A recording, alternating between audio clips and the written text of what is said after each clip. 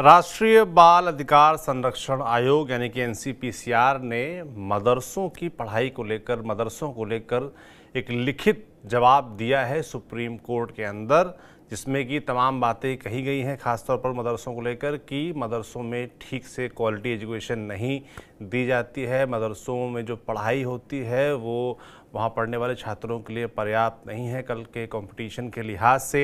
RTE के अंतर्गत मदरसे नहीं आते, इसको लेकर भी तमाम बातें कही गई हैं। तो क्या कुछ कहा गया है लिखित तौर पर सुप्रीम कोर्ट में, इस पर विस्तार से बात करेंगे और हमारे साथ बात करने के लिए जुड़ेंगे हमारे वरिष्ठ साथी पीयूष पांडे जी।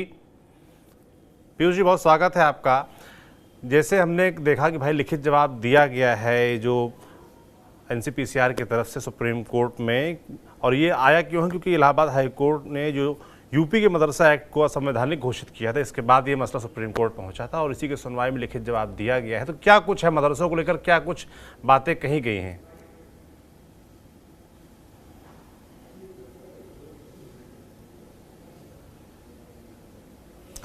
बिल्कुल सौरभ, देखिए, जब हाईकोर्ट ने इस मामले में मदरसा एक्ट 2004 को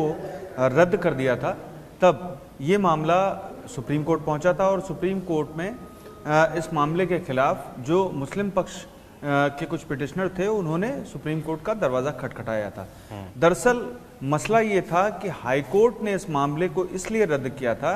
क्योंकि जो एक्ट था उसके तहत जिस तरह की गतिविधि और जिस तरह की शिकायतें फंडिंग को लेकर के और शिक्षा गुणवत्ता परक न होने को लेकर के, ये सारी बातें कुल मिलाकर के हाईकोर्ट से कही गई थी। उसका हाईकोर्ट ने निर्णय लिया था कि मदरसा एक्ट के तहत उत्तर प्रदेश में मदरसों में शिक्षा नहीं दी जा सकती, क्योंकि इसके पहले एक सर्वे भी हुआ था। और जब मामला सुप्रीम कोर्ट पहुंचा तो सुप्रीम कोर्ट ने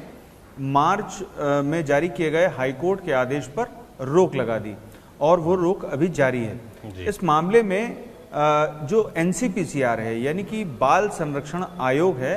उसकी ओर से पहले एक आवेदन दाखिल किया गया, हस्तक्षेप आवेदन, यानी कि इस मामले में उसे भी पक्षकार बनाया जाए, उसके पक्ष को भी सुना जाए, और उसके आवेदन को सुप्रीम कोर्ट ने स्वीकार कर लिया था और इसके बाद उसे अनुमति दी थी कि वो अपनी दलीलें लिखित तौर पर इस मामले में पहले सुप्रीम कोर्ट के समक्ष पेश कर दे। जो दलीलें उनकी तरफ से लिखित तौर पर कल शाम को सुप्रीम कोर्ट में पेश कर दी गई और उस पर जो दलीलें थी उसमें साफ तौर पर विरोध किया गया मदरसों में शिक्षा को लेकर के। अब चूंकि जब सुप्रीम कोर्ट इस मामले में सुनवाई कर रहा है तो ऐसी स्थिति में जो भी सुप्रीम कोर्ट आदेश जारी करेगा उसका पूरे देश में व्यापक स्तर पर असर पड़ेगा। और एनसीपीसीआर ने इसमें सिर्फ एक पहलू नहीं है, चूंकि मदरसा एक्ट का जो मसला था वो उत्तर प्रदेश तक सीमित था, लेकिन एनसीपीसीआर के इस मामले से जुड़ने से मदरसा और मदरसे से संबंधित पूरे देश में जो भी कानून होंगे, नियम होंगे, और या फिर जो पर्सनल लॉ से रिलेटेड जो व्यवस्था है उस पर भी सुप्रीम कोर्ट विचार करेगा और इस विचार के बाद सुप्रीम कोर्ट जो भी आदेश जारी करेगा उससे मदरसा में जो शिक्षा दी जाती है अभी तक वो शिक्षा प्रभावित हो सकती है, यानी कि उन्हें शायद नियमों के तहत शिक्षा देनी हो, प्रशिक्षित शिक्षक रखने हो, और जो शिक्षा के अधिकार अधिनियम के तहत जो व्यवस्थाएं हैं जैसे मिड डे मील हो गया और प्रशिक्षित शिक्षक हो गया, जहां पर शिक्षा दी जा रही है वो जगह कैसी है और किस तरह की शिक्षा दी जानी है, ये सारी चीज़ें उन्हें तामील करनी होंगी अगर सुप्रीम कोर्ट ऐसा करता है तो। क्योंकि एनसीपीसीआर का अपनी लिखित दलील में ये कहना है और उनका विरोध भी इसीलिए है कि जो मदरसों में शिक्षा है वो गुणवत्ता परक नहीं है, इसलिए उचित नहीं है क्योंकि वो सिर्फ धर्म से संबंधित है और जहां पर कई गैर धर्म के यानी कि मुस्लिम नहीं बल्कि किसी अन्य धर्म के लोग भी वहां पर अगर शिक्षा ग्रहण कर रहे हैं तो उन्हें वही शिक्षा दी जा रही है जो इस्लाम से संबंधित है। तो ऐसे में ये धर्म तक सीमित शिक्षा है, एनसीपीसीआर का ये कहना है। दूसरा, ये राइट टू एजुकेशन के जो नियम हैं उनके तहत नहीं आता है, प्रशिक्षित शिक्षक नहीं होते हैं, व्यवस्थाओं की कमी होती है, तो ऐसी तमाम बातें एनसीपीसीआर की तरफ से उठाई गई हैं। और ये भी कहा गया है कि इस मामले में जो फंडिंग है उसको लेकर के भी सुप्रीम कोर्ट को विचार करना चाहिए। हालांकि ये बात पहले ही जो यूपी का एक्ट था और हाई कोर्ट ने भी इस पर विचार किया था कि विदेशी फंडिंग जो मदरसों को आती है और उससे बड़ी तादाद में जो मदरसे चलते हैं और उनमें कई ऐसी जो गतिविधियां हैं जिनको उचित नहीं माना जा सकता, ये हाई कोर्ट ने भी स्पष्ट किया था। उसके बाद जो मदरसा एक्ट था वो रद्द किया था और अब मामला चूंकि सुप्रीम कोर्ट में है और एनसीपीसीआर ने इस तरह की लिखित दलीलें सुप्रीम कोर्ट के समक्ष पेश की हैं और इन दलीलों के आधार पर जब सुप्रीम कोर्ट में इस मामले पर सुनवाई होगी तो अन्य याचिकाकर्ता भी हैं जो इस मामले में हाई कोर्ट के फैसले के खिलाफ आए हैं, जबकि ऐसे याचिकाकर्ता भी हैं जो इस मामले में मदरसा एक्ट के खिलाफ हैं, यानी कि एनसीपीसीआर के पक्ष में भी कई याचिकाकर्ता हैं और आवेदक भी हैं। तो सुप्रीम कोर्ट ने जो रोक लगाई है फिलहाल वो जारी है और देखना ये होगा कि जब इस मामले पर सुनवाई होगी तो एनसीपीसीआर की जो दलीलें हैं उसके आधार पर सुप्रीम कोर्ट का रुख क्या रहता है। जी सौरभ। बिल्कुल, इसमें आयोग ने दारुल उलूम देवबंद की वेबसाइट पर मौजूद कुछ फतवों का भी जिक्र किया है, उसको लेकर कुछ टिप्पणी की है, उसके बारे में बताइए जरा।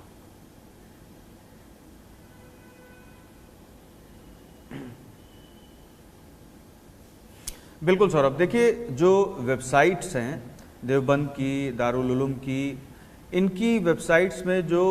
कंटेंट है उसको लेकर के भी एनसीपीसीआर ने अपनी लिखित दलीलों में ये साफ कहा है कि वो कंटेंट उचित नहीं है और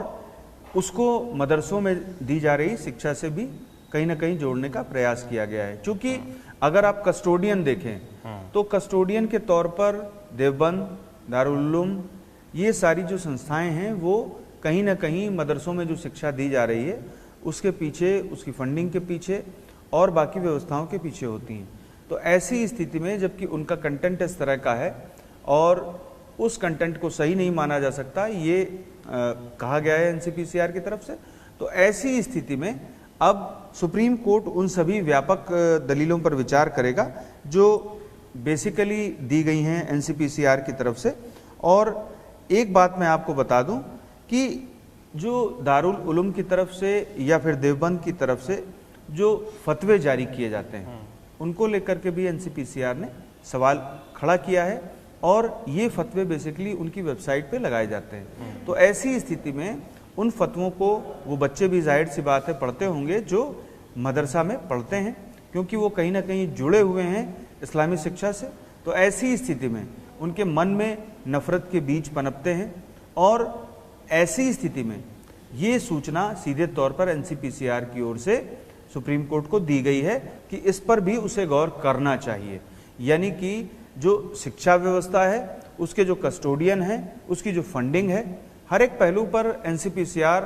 का एक तरह से विरोध है, व्यवस्थाओं को लेकर के भी कि व्यवस्थाएं भी उचित नहीं हैं और शिक्षक भी प्रशिक्षित नहीं हैं और वो सिर्फ धार्मिक शिक्षा प्रदान करते हैं। तो इन सारी स्थितियों को स्पष्ट किया है एनसीपीसीआर ने अपने लिखित दलीलों में और अब जब इस मामले पर सुप्रीम कोर्ट सुनवाई करेगा तब जाहिर सी बात है कि एनसीपीसीआर एक राष्ट्रीय निकाय है और बच्चों के संरक्षण के लिए वो काम करता है बड़े पैमाने पर पूरे देश में। वो ऐसी स्थितियों पर जबकि बच्चों को अगर कोई परेशानी हो रही है या कोई ऐसा मामला सामने आता है तो वो फिर तत्काल कदम बढ़ाता है। तो ऐसी स्थिति में सुप्रीम कोर्ट एनसीपीसीआर की जो लिखित दलीलें हैं उन पर ज़रूर गौर करेगा और जाहिर सी बात है कि उनको गंभीरता से लेगा और उसके आगे ये देखना होगा कि सुप्रीम कोर्ट का रुख इस मामले में आगे क्या रहता है एनसीपीसीआर के इस तरह की लिखित दलीलों का, जिनमें सीधे तौर पर मदरसों में दी जाने वाली शिक्षा का विरोध किया गया है। जी सौरभ। बिल्कुल, धन्यवाद पीयूष जी तमाम जानकारियों के लिए। बाकी मदरसों को लेकर सुप्रीम कोर्ट में सुनवाई होनी है, लिखित जवाब एनसीपीसीआर की तरफ से दे दिया गया है। मदरसों के अंदर जो पढ़ाई हो रही है उसकी क्वालिटी को लेकर, बच्चों के भविष्य को लेकर जो इस्लाम से जुड़े बच्चे हैं वो पढ़ रहे हैं, जो गैर इस्लामिक बच्चे हैं उनको लेकर भी कहा गया है कि उनको भी धार्मिक शिक्षा दी जा रही है, जो कि भविष्य के लिहाज से, कल को कॉम्पिटिटिव वर्ल्ड के लिहाज से वो उतनी सहज और सरल नहीं रहेगी, कल को नौकरी पाने के लिहाज से भी। तो सभी दलीलों पर सुप्रीम कोर्ट में सुनवाई होगी, हमारी नज़र उस पर बनी रहेगी। जो भी फैसला आता है, जो भी आगे सुनवाई होती है, आप तक हम ज़रूर पहुँचाएंगे। आप देखते रहिए TV9 डिजिटल। शुक्रिया।